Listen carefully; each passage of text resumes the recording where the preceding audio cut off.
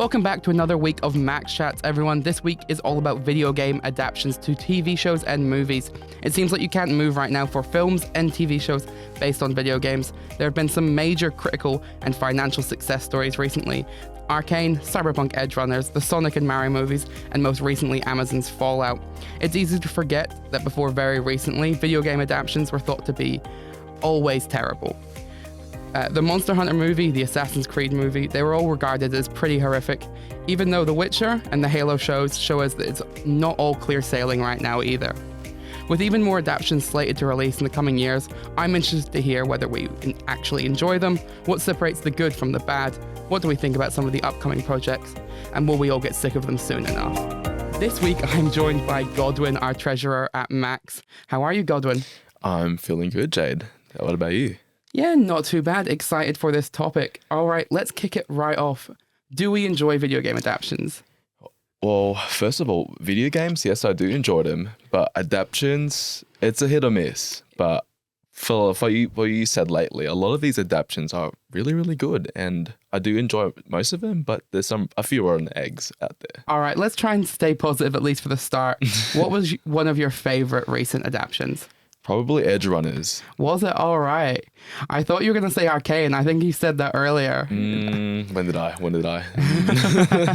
I actually haven't watched it yet, but I've watched a few episodes sporadically, but I haven't really watched it in chronological order. Oh, okay. So it's vibes. Yeah. So what do you like about Edgerunners then? I've not seen most of it. I've seen about half. I love the art style, especially the studio behind it, Trigger. Mm-hmm. They made Darling in the Franxx, The Witch Academia. I've been a fan of their work, and especially their creative direction with Cyberpunk, the source material. I feel like I've never this feels weird, having the studio taking up this project. I literally doubted it. I was like, this is gonna fail. I feel like that's the truth for all of these video game adaptations. Even when we've had some success stories recently, the Fallout TV show came out to great critical and fan praise, but every single trailer for it was still oh, this is going to be bad. I can't wait for this to be terrible. Even fans are this is awful. So they always seem to surprise us. How did you feel Cyberpunk Edgerunners was in terms of relation to the game? Do you feel like it was a good adaptation? Because it was definitely one of the ones that was just a story in the world. Did you still feel like it was faithful to the original IP? Well, yeah, pretty much. I really enjoyed how the fact is they utilized they use actual locations in game. I played the game and I've been there before. I feel like I killed 20 people in that location, but it's really faithful, especially with it has every element, every factor in the game, whilst not taking the original story from Cyberpunk, and it's a story in its own story, in the realm of the game. So I really feel like the adaptation is really, really on its own, but at the same time, it's similar, if you know what I mean. Do you feel like Cyberpunk Edgerunners is kind of a thing that somebody can enjoy without understanding the IP? Or did you think your enjoyment was really driven by the connection you'd had to the original game? I don't really want to be a lore warrior, but well, I feel like anyone can really enjoy it. If you don't have any idea of what Night City is, or the whole setting of Cyberpunk, it's just I feel watching Edgerunners would be a gateway drug in playing Cyberpunk. It's just, you can get into it and, I think you're right, honestly, because the same with Fallout and the same with what's another adaptation that came out, The Last of Us and things like that. There is kind of an element of really driving people towards the games. They all have big increase in sale numbers and stuff. Yeah. And we might get onto a little bit why people are making all these adaptations and the money reasons a bit later.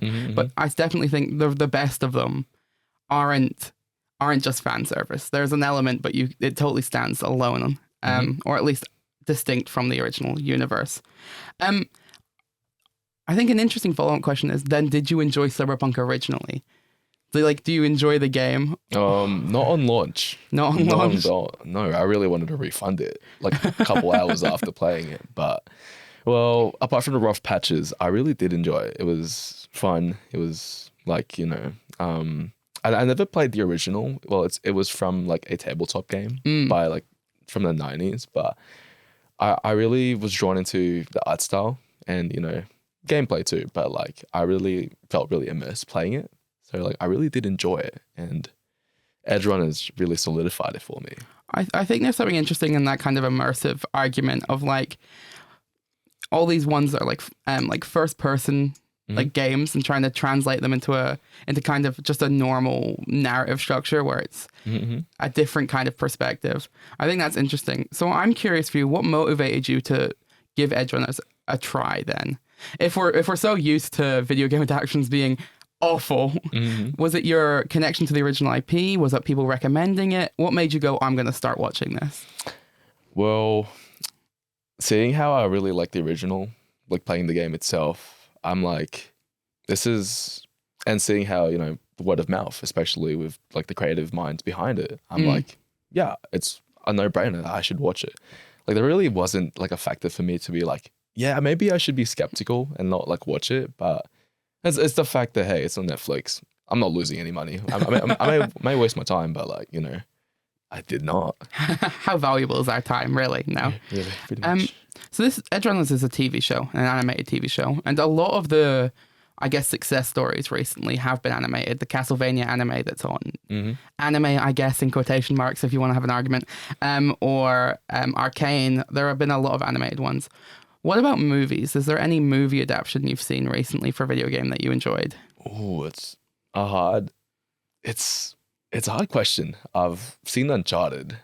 With the Tom Holland one. With the Tom, I haven't seen that one, and honestly, I didn't hear great things. No, like it's really hard to get movies right because like there's so much stuff to cover with like franchises and games. Like Uncharted is like a trilogy. I think I think it's a trilogy with 4 entries. Yeah, but like it's really tricky to like condense it all in, and I'm like, like watching a movie, it's just like the pacing's off, the characters, and just like it doesn't feel like I didn't feel a connection, I totally get that. Do you think then that like TV shows are better for kind of all video game adaptations, or do you feel like there are some games that work for movies? There's some games, like Jumanji, if we can talk about that. Yeah, totally. Yeah, but like I really feel like TV shows are a lot better like in covering, like what a game can offer. Because a movie, obviously games are interactive media. Like it's, if you see it, it is a movie, but it's just like, it's how much could it be stuffed into an actual movie if we were to pay to watch it. You're already trying to condense like 60-hour games into a 10-hour TV show is hard enough, let alone like a 2-hour movie. Yeah. And I especially find for things like Edge Runner and Fallout is the one I'm going to keep referring to because it's the thing I binged over the weekend. TV shows are just much better, a better medium in doing the kind of, not necessarily references, but like world building and kind of existing. Whereas a movie, you've got so much to get through. It has to be so quick. You don't let to like immerse yourself in that environment. Yeah, exactly. I mean, I don't know. It's really rare for like a video game adaptation. Let's say that's a movie to really succeed. Like a lot, it's like probably 80% fail. Yeah, I definitely think maybe the reason some of the video game adaptations have succeeded recently is that digital distribution push, that you can do TV shows and like animated shows for a like kind of nerdier audience rather than a movie, because movies are just so much riskier. Well, but like the Sonic movie and the Super Mario Bros. Movie were pretty good, and they were definitely successful by some metric of that word. Yeah. Debatable, but yeah. They made some money. A lot. Sonic's getting a threequel. Like, is Keanu is playing, and what's his character? What's his name again? Keanu is what? Is Keanu Knuckles or is that Idris Elba? Because Idris Elba's in it. Oh, I think Idris is Knuckles, but it's another one. It's the black and red. Oh, what's his name? Shadow. Yeah. Quickly Googling it there. Yeah. Honestly, I haven't seen the first 2 Sonic the Hedgehog movies for so many reasons, but just to see that, it might be worth watching, or at the very least worth waiting till it's on Netflix or something. I think like the reason why they could be like successful is because they have their own story. They're not really following a formula with other games, from the game they're based off. Yeah, I definitely think maybe I haven't maybe the reason Uncharted wasn't as successful as it is that trying to adapt a narrative from a way longer form into a summarized form.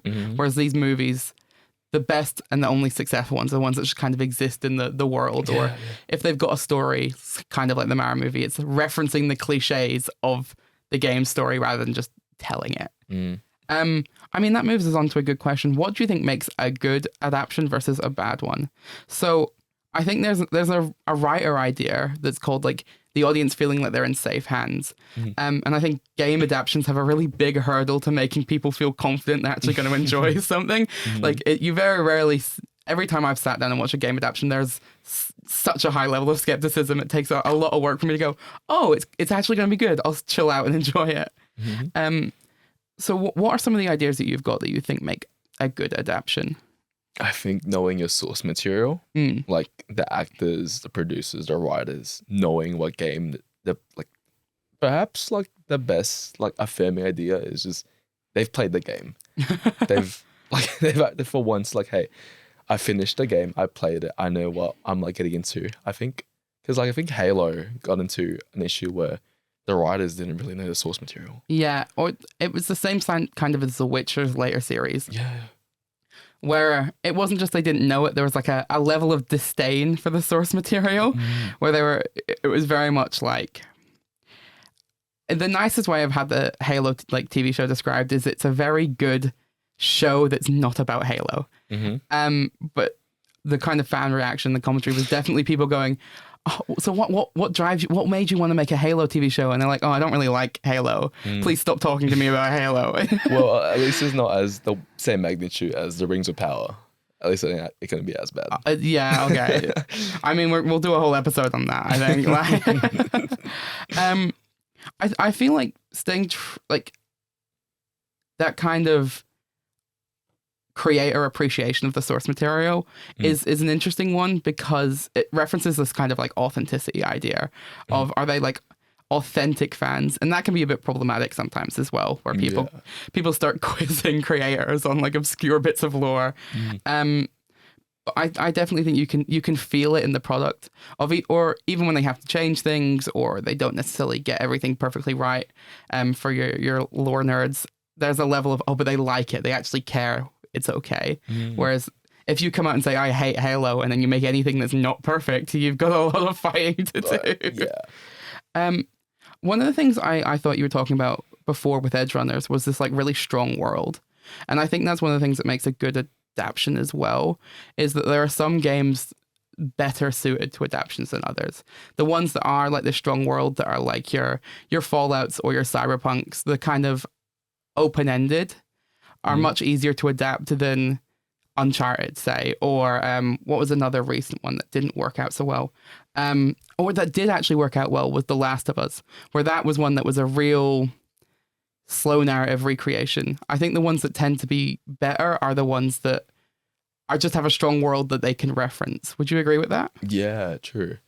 I do agree with that, but like, I think The Last of Us got it like really off easy because it's just the game with the cutscenes, and it's just cutscenes, but like live action. Yeah, well, I think that's interesting because I didn't love The Last of Us either, but it was for that reason of, if you're a fan of the original like world or game, you want it to be similar and like reference that you like refer to the fact that there are fans and do little references and stuff, but you don't want it to be so similar you're entirely bored. Yeah. And seeing some of the clips later where people are like comparing the shots from cutscene to show, you're like, well, in one way this shows a lot of appreciation, in another way it's like copying homework. Exactly. Let's have a talk about Arcane. Have you seen Arcane? Little bit of it, but I've forgotten the majority of it. You've forgotten the majority of it? But I love how I keep forgetting her name, but is it Ellie? Like her that she's the protagonist in Fallout show. I love her, like I just love her success and just like, so there was a lot of references going like, oh, what makes a good adaptation? That person, that one right there. Exactly. I think Arcane's an interesting one because it's an IP that doesn't actually have a story, I guess. People have got thousands of hours in the league. I'm like, tell me what the story is. I don't think there is one. Nope. So I think that's a real good example of one of the adaptions that's just vibing in a world, which gives fans something to look forward to, because they haven't actually seen a narrative with these characters. They get to see the characters they like in a new way. Is there any other adaptions that you've seen recently that you really liked? I mean, there's so much stuff like being brewed. Like perhaps Henry Cavill, like he's doing Warhammer, like producing it, which I'm like really excited for. Are you a big Warhammer nerd, I guess? Well, my family sort of is. Oh, really? I try not to, but it's a really expensive hobby. Like just getting those figurines, so like a good set is just like at least 100 or $200. Yeah. So. I need a car. I've now got an army, you know? Exactly. Have you seen Amazon's new Fallout then? Oh, I'm trying not to. I'm trying to watch it weekly. Oh, really? What I really hate is just like I don't like binging my shows. I like to watch it one episode a week. I entirely agree with you. I didn't. I watched it all in one day because I was ignoring university. I feel like that's a good example of an interesting storytelling technique where I'm not going to spoil anything, but the kind of multiple protagonists in that really feels like it's kind of how a gameplay like session of Fallout would work, where it's like you've got your different characters, you've got your cool world, and there's a bunch of sprawling stories instead. It really feels like kind of a side quest thing. How are you enjoying it so far? No, I love the games. I'm a fan of it, and I really enjoyed the fan service with a lot of references and a little, like we said, like the directors respecting the source material. It's there, but like I really enjoyed the fact that it's its own story in its own and like in the same universe, like compared to The Last of Us, where it's scene by scene from straight ripped off from the game. This one is just like it explores, because being a Fallout fan is like there's so much lore and there's so much like skepticism and like in terms of storytelling. But this one felt like a very fresh breath of air amongst us fans and like delving into new lore and stuff. Did you feel that any of the fan service moments were a little too like pandering, or did you feel like they were well done? They were well done, but there's I've been hearing a lot about how it's sort of like disregarded like New Vegas. How basically New Vegas, Bethesda, the company that owns Fallout, didn't really create New Vegas. That's often another company, and in the show, I don't want to spoil it, but they sort of feel free to spoil bits, because I'll put some spoiler warnings at the start of this. Yeah, but they did them dirty in terms of like the NCR. Yeah. So. Well, I feel like that's a good example of something I did want to talk about, of like adaptions that try and add. They're not just trying to adapt, they're trying to go like, we're adding to the original lore. And I feel like Fallout in some ways had some real success with trying to buying in fans going, oh look, we learned something new, it was great. And people getting very angry that that something they thought was true is apparently retroactively denied. You do not want to mess with that, like with that kind of fandom. Like it's like I guess they're having a suck right now, but like sooner or later they may, Stockholm syndrome, just accept it as it is. I mean, Fallout was briefly Fallout is on like the TV show is on the East Coast of America, which is what Bethesda wouldn't touch. They do the West Coast stories, and the TV show is breaching kind of Interplay and Obsidian's version of Fallout that people were really like, don't get there, don't touch it, which is a bold choice. It is pretty bold. Especially because those games, like the Interplay Fallout 1 and stuff, is like the 90s. There's people who have been fans for like 30 odd years. There's some vitriol there, guys. Don't dig it up. All right, I want to talk briefly about the more family-friendly adaptions, your Sonics and your Marios. Have you seen either of them? Or I guess all three of them, if there are 2 Sonic movies out right now. I watched the first one. Never seen the second one. Like, I really wanted to because Jim Carrey is there. But, like, Mario, yes. But I did watch them. I mean, But if you want to like see more like obscure, Mm. maybe like Wreck-It Ralph. Wreck-It Ralph is such an interesting idea as like an adaptation. I mean, it is a game adaptation. Yeah, totally. Is it like a real medium? I think so. I don't know. I don't know, like the roots of it, but I do feel like they're like child-friendly game adaptations tend to be pretty well. Well, I think they're interesting ones because they're definitely more of that like nostalgia bait kind of audience of rather than like your hard-hitting fans. Mm-hmm. You're not trying to sell Warhammer 40k to like 8-year-olds. No. They're like, it's just getting that kind of nostalgia bait to get people into seats and then trying to do something family friendly. But they've been pretty successful. What about the Mario movie? Did you have any strong thoughts about Jack Black perhaps? The casting is odd. I mean, especially Michael Keaton is Toad, but I did enjoy it. It was really.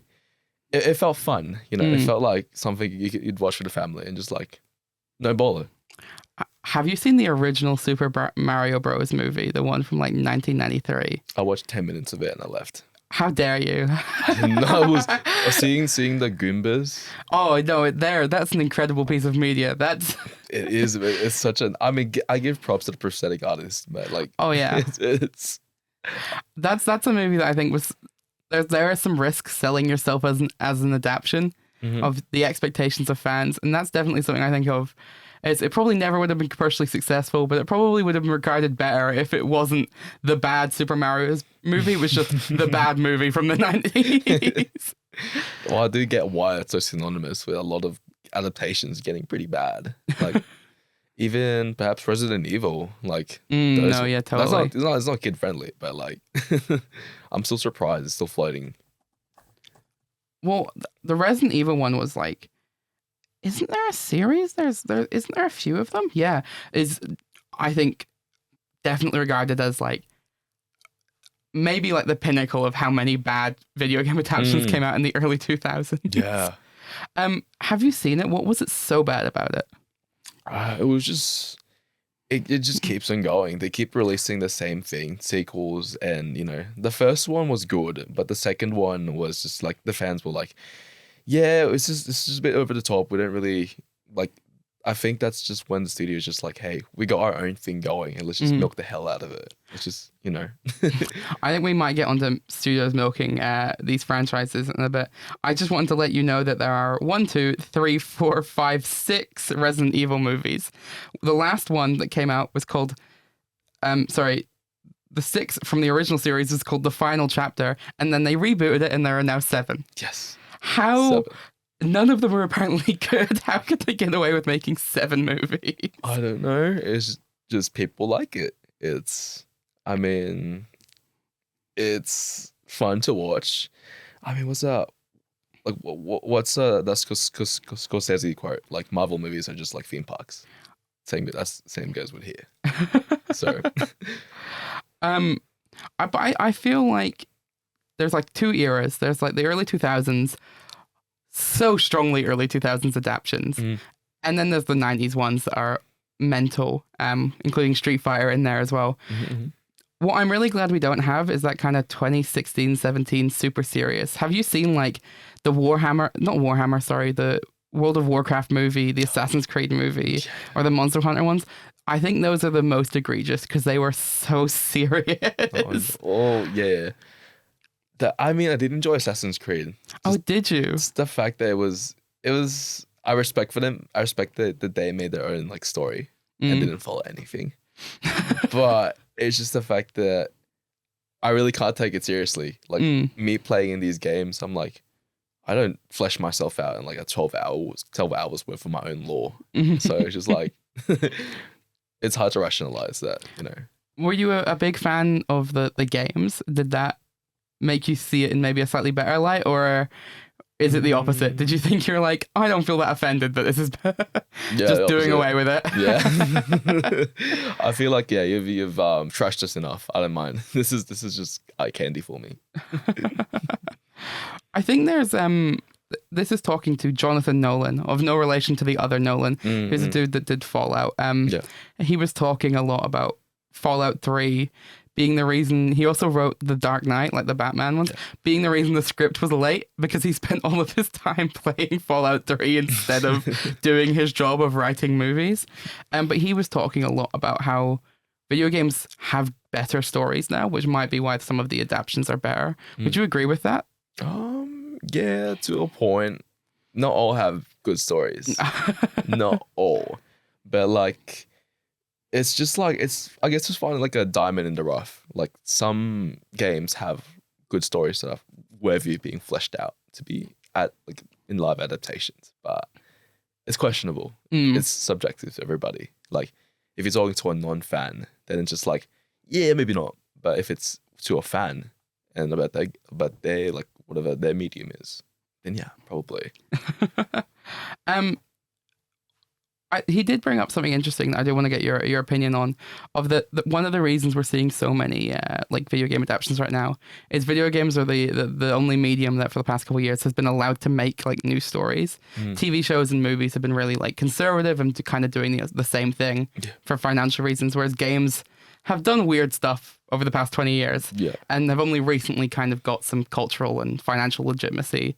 So do you think that plays an element to why we see so many adaptions, just because we're not making interesting movies? Well, I think so. Like, I think a lot of these like have like sprang up pretty good. Like they've been popping off, let's say, because I don't know, like especially after like the writer's strike, like, you know, a lot of like problems happening in terms of creative writing in a lot of these studios. I think games have like it's an escapism. Like I guess it's like a panacea. Like, hey, but there's nothing we can pump out right now, so let's go use this. Let's like take this model from like years back and like let's use it as like a distraction, which is paying off pretty well. Yeah, I mean, there's more and more of them. That's what I wanna ask you about then. What do we think about some of the ones that are coming out in the future? So they're doing a second season of Arcane and Fallout and The Last of Us. What do we think about all these sequels then? I think as long as they keep being original, I kind of like, I guess for Last of Us, I've kind of lost faith because I know what I'm getting into once I start the first episode. But I have to watch Arcane first. Yeah. Properly. But for Fallout, I'm really looking forward to it. Like I really hope they don't fuck it up. Like compared to Westworld. Good. Well, that's what he wrote. But reading an interview with him, he fully went, the thing I did with Fallout was not try and set up other seasons. Yeah. Because he's like, I did that with Westworld. That was a bad idea. I really hope that like Fallout doesn't go full Westworld. Yeah. The story. Just kind of keep doing good seasons. Don't try and do like multi-season arcs. What I think is a really similar thing to the way we're getting so much of these movies pumped out is so Barbie was very successful. Mattel, the company that owned Barbie, then immediately like greenlit 20 or something movies based on like toys that they own. 20? Yeah, like it was an insane number. They're like, does anybody really need like a Hot Wheels movie? Which is apparently happening. What? There's like, I think they got the success of some of these video game adaptions have, I think, led companies to just go, greenlight everything. Like, we want an 8th Sonic movie, just go right ahead. Oh my gosh. It's like, I mean, that's going haywire. That's stupid. But I mean, it feels like, you know, you ever watch like 22nd Jump Street, the ending, like the sequels? Yeah. The post-credit scene. I feel like that's the exact thing happening. So do you think you're going to get sick of them then? That like, there's a risk of kind of Marvel movie burnout? Probably. I think the superhero medium is over and we've gone like adaptation. That's something I found echoed by a lot of other like writers and stuff. Was that superheroes in comic book movies were kind of easy source material. It's like, and they got really good at adapting them, but they've lost their kind of shine to audiences, and it is now video games adaptations have taken their place. Yeah. Of like, there's 40, 50 odd years of stuff. We can adapt Pong if we need to. Like that's kind of filling the role of superhero movies.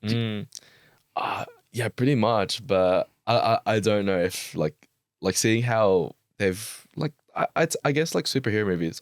I guess it's like one toxic lover moving on to another toxic lover. It's just like it's really like parasitic. Like I really hope it will probably happen, guaranteed. I will be wrong, but I really hope we won't have like a burnout. Like this like quickly, you know. Yeah. Well, I feel like some of the good things about adaptations that we talked about earlier was that you didn't need to be fans to watch them.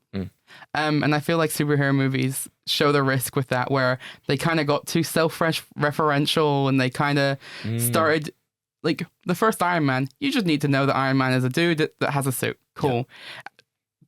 The like most recent Avengers is like, have you spent 40 hours doing your dedicated reading to watch this movie? Yeah. I have a feeling that video game adaptations might run the risk of doing the same thing, where they get too caught up in their own lore. Yeah. Kind of like the Fallout series, kind of like Westworld, where they get too caught up in themselves, and then people are going to go, oh, I don't care anymore. Yeah, I really that it will probably happen. Like, but hopefully we get some good ones for it. hopefully, yeah, because like after like phase 3 or phase 4, when was it? Endgame, was it phase 4? Phase 5? I think so. Phase 4. Phase 4, yeah. Like in phase 5, I was like, I'll still follow it, but then I realized half of the content is behind Disney Plus, which I'm like, I really can't be stuffed like paying for it. So it's not even paying you for it. Then you're gonna watch like 40 hours of it. Exactly. Like, it's just my time is not valuable, but it's more valuable than that. I don't want to watch 2 seasons of She-Hulk for the next, one division or whatever. So you understand a half a frame reference or something, right? Yeah. Like, so speaking of that, some other of the movies that are coming out. How do we feel about the Minecraft movie? Is there a Minecraft movie? You don't know that there's a Minecraft movie? Oh, is it live action? Yeah. What? The Minecraft movie That's insane. is an up. I'm googling it just to make sure. I should be googling it myself. I think it's the cast is Jason Momoa and Jack Black. Like, huh? and so Jack Black is Steve in the Minecraft movie. Have you not heard of this? I'm searching this. No, I'll search it after this. But Jesus, is that real? Yeah. But who's Jason Momoa? Alex? I don't know. I just googled the Minecraft movie cast. Has it been greenlit for production or? Oh no, it's fully happening. Like, what? It's coming out 2025. It's been in production for ages, and it kind of got. That's like it kind of went into like limbo, yeah. but because of all the success of like recent adaptations, they're going through with it. I'm calling it. It's failing. Oh no, it's flopping. It's a box office bomb. Yeah, we talked a little bit that like some of these games where they don't have a strong story, but they're like good worlds, and then people can play their own stories, work well for adaptations because you get to do whatever story you like. Yeah, I think Minecraft might go slightly too far the other way. It is too far. It's just like it's not linear. It's not even a story. No. I mean, if they're fighting like the Ender Dragon, like from start to finish, you have Googled the storyline from IMDb. Oh my god! But how? Like, well, apart from story, game mechanics, it's like for Fallout, like Fallout has like a system called VATS, like slow motion shooting, and they've like a lot of times, the TV shows implemented that. Like, again, I'm spoiling it, but yeah, and kind of like camera angles and stuff. Yeah, right? during the Ghoul shootout. Yeah, like that was like a good like implementation of like showing that system. But Minecraft, like I break a tree in the bottom. Do I expect the same in the movie where the tree's just levitating? And like, I don't. All right, so this is slightly off topic. Yeah, there are Minecraft books, like narrative books, that was written by. Oh, what's his name? The dude that wrote World War Z, Max Brooks. I've had like the Minecraft, like survival books. You ever had those? Like back then, book fairs. Yeah. I got like a whole collection of those. No, Max Brooks, the dude that wrote World War Z, has written 8 Minecraft books. They are hilarious because the first one genuinely. I think they might even be audiobooks done by Jack Black, which might be why he's getting the like Steve role. Really? But they are things of like a person wakes up in Minecraft and then has body horror as he has to like beat trees apart with his hands. Oh.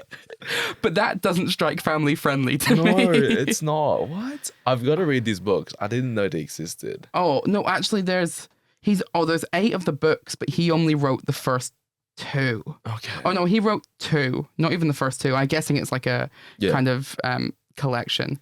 Oh. But yeah, Max Brooks, I think narrated by Jack Black, wrote Minecraft books. I don't know if I should have faith in that or should I like doubt it even more. Max Brooks a good author. Like, Yeah, but like, Minecraft and putting it in an adaptation, I'm like, what?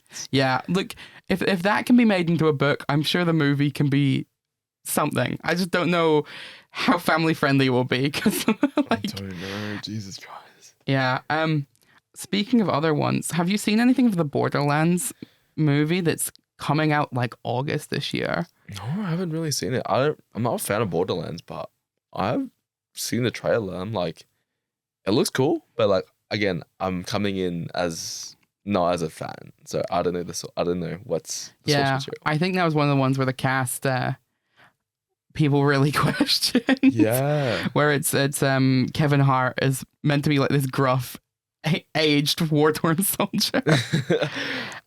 I would not trust Kevin Hart for like, you know. You wanted to talk about Jumanji earlier, like. Oh, I mean, yeah, that was well, but like Jumanji is not as fleshed out as Borderlands. Yeah. So, but speaking of like not even Jumanji, I mean, the Tron movie was.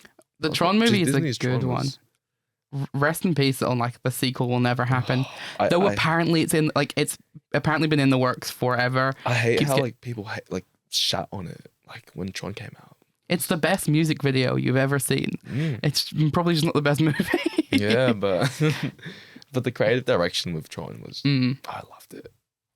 I think that was one of the ones we were talking about visual language and doing like Fallout strong iconography, like Arcane or Cyberpunk, bringing this like really strong world. I think Tron is the one that was like throwing out all of it and then trying to make new iconography. Do you know what I mean? Yeah. Of doing like this visual style is so unique, like, but it still feels really similar. I think it's a really good example of that rather than even just trying to straight translate it. I mean, Sims movie? Have I had like, I wish it was a Sims movie. That would be sick. There is a Sims movie. Huh? Do you have like some prophecy? Like, there's a Sims movie that's being produced and I think starred in by Margot Robbie. That's really. Yeah. Oh my god. You could probably name any video game you've ever played and there's a movie coming out. I'm shocked. What about So we talk Minecraft. What about Roblox. Roblox? Yeah. Is there I don't Roblox? think there's a Roblox No movie Roblox quite movie. yet. Okay. What about Power World? Yeah, and there's going to be Nintendo lawyers outside every screening. Just if you mention like Pikachu, you get shot. No, there's a lot coming out. Apparently, there's a new Street Fighter movie as well. But the Borderlands one, I think, is going to be interesting because it's the thing that released, and I saw the most I've ever seen of. Oh, we're doing bad video game adaptations again. Oh my god! But hey, it might be good. It's only a couple months away. There's gonna be a cesspit of like movies when those get released in the next couple of years. Honestly. Yeah, I think we might. We're talking now. This might be the golden age, and then it's the next like chunk is gonna be all the rushed. I really hope not, but I'm like dreading it. Like I'm not manifesting it. Like I'm manifesting the one's gonna fail, especially the Minecraft movie. I'm really confident that's not gonna work out. That might make some money. I don't think anybody's gonna go look. Like The Last of Us won awards. I don't know if the Minecraft movie's gonna win any awards. Maybe. Award for defying physics, yeah, maybe. Jack Black will do another song. You know what? Honestly, I think I can put that on my bingo sheet. 2025 bingo. All right. Was there any other adaptions that you wanted to talk about? Anything else that you've particularly enjoyed or hated recently? I don't know. There's so many. I really haven't been up to speed. Like most are like really forgettable and not memorable. You know. I think that is something interesting. If there's so many coming out, you've got to be distinct. You know. I mean, because apparently there was like a Gran Turismo movie or something as well. Like seeing it really forgettable was really like pointless. Yeah. Five Nights at Freddy though was. That's a good one. That had such large reaction from people. I forgot it existed till today, and it was only like a month or two old. But I love how not only it's like produced by Blumhouse, which I do. I love this shit, but it's got that dun dun dun guy there. So why are you forgetting his name? Jesus, he's also forgettable. It's a forgettable movie with forgettable people in it. That's maybe not a glowing review there. No. I don't know. I'm not sure. Like, yeah, it's either for me forgetting a lot of movies. It's either that or like probably early onset dementia. I don't really. What about you? Have you like had any? What was your favorite? Honestly, I'm not the biggest fan. I preferred the animated ones. I preferred Cyberpunk. I preferred Arcane. Yeah. Not a big fan of the family-friendly ones because my vibe is always they're here to make money. But Fallout is probably my favorite. But that was probably because a non-0% of my life has been spent playing Fallout. Like, I don't want to do that math, you know? No. But I don't know if we've got the time, but why do you think we're getting so many then right now? So many adaptions. It's a predictable formula. It's really, it's, you know, it's like gambling. It's like, you know, you follow this formula. It's like, hey, it's going to pay off, but like, again, it's such a wild card. Whatever. It's just like, it's going to be shit or it's going to be good. Yeah. So, I do think that's the superhero formula, really speaking there. Pretty much. You're going to get like so many like Thor 2s and then occasionally you have something like Into the Spider-Verse and you'll go, oh, these can be good again. And then you'll just get more kind of Thor 2 level. But like, I do like how I really hope some video game adaptations can take in like contemporary cinema, like some contemporary style, like A24. Like, yeah, I really love my A24 films, but you'd prefer the Minecraft movie if it was existential, shot in 4:3. Like, no. I mean, yeah, I guess it's got some like gripes being like really existential.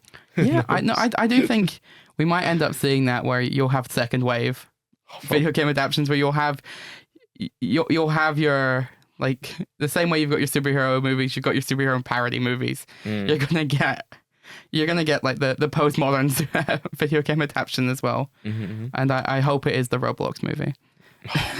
Hey, I'm looking forward to the Sims movie than a Roblox movie. But I just adore if it's all subtitled. That like but like not only that, but I think fans too. Like this, especially like with a big fan base, like instantly they'll be drawn into it. But at the same time, if it was bad, like that fan base will, you know, like turn on you. Yeah, it's pretty bad. It's definitely a risk there with this kind of established audience IP. I think there's a level of risk aversion comic book movies, video game adaptations of going, if it already exists, it's less risky. You know, some people can like something about it already. But I think there's an increased risk there that they're not seeing of, you know, people turning on you. Yeah. I mean, like with the MCU, like or like Marvel in general, like there's such a broad spectrum of fans. You know, like there's the comic book fans, which only a little bit, which obviously that's a source material, but like no one's gonna be fussed about it because the MCU is already like making their own kind of like, you know, universe, obviously, which most of the fans from. But with games, it's just like it's volatile because the fans for those ones are like, all right, are you making it the way I want it to be? You know, it's big unified. You know, and I think it's not to give them too much power. We're not doing the Sonic movie initial trailer release again, where the fans fight for their movie to come back out. But I do think there's a level there of like, you need to secure that core audience because then they're the people that tell the word of mouth that it's actually good. You know, like Arcane, I needed to wait till see somebody that played League of Legends to come to me to say it's good even if you don't know anything. Like otherwise I wouldn't touch it, you know. All right, I think we've covered everything, so thanks for joining me this week, Godwin. Remember to follow us on our socials, just search MACS, I'm sure you'll find it. Look out for our Instagram stories asking for volunteers, as well as make sure to volunteer on our form that's linked in the podcast description. You don't even need an episode idea, we're just creating a chat and a newsletter list of people that were interested in coming on, and there's plenty of episodes left. So look forward to next week's episode hosted by Leo about dating apps, and we'll see you next week. Thanks.